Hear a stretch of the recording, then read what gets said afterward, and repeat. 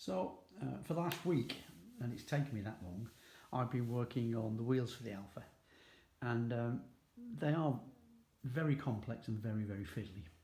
So this is the instructions for building the first layer of spokes, and there are 3 layers of spokes. So altogether there are 51 pieces that are required to make up just the bottom layer. And by far the fiddliest piece is these very small spokes, and I'll show you one in a second, and these very small end pieces. 20 of each of those on each layer, so 60 in total. Very taxing on the eyes, and I found that after I'd done this base, which took me probably the base layer took me somewhere in the region of an hour and a half, my eyes were shut and I had to go and have a rest and just rest my eyes for an hour. Just so happened it was lunchtime, so that worked out fine. Then the second layer, which is this diagram here together with this and this, that's equally as complex. So again, you've got 20 spokes and 20 little pieces to fix in, and on this layer to get this done, it's roughly 45 pieces.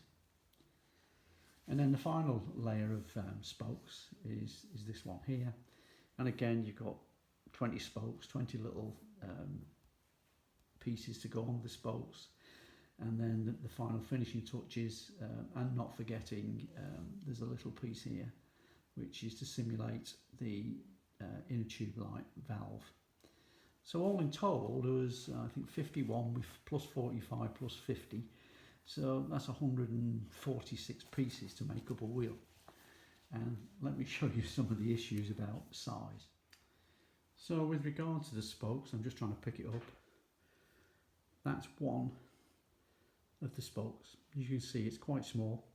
There are 3 different sizes and 20 of each necessary to make each wheel. And then to complicate matters further,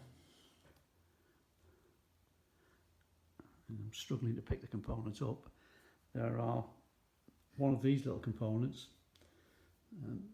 which I'm not even sure you can see that well, which go on the end of the spokes in order to facilitate the construction. And as you can imagine, anybody with 72-year-old eyesight getting that little spoke in that little piece is quite an interesting little exercise.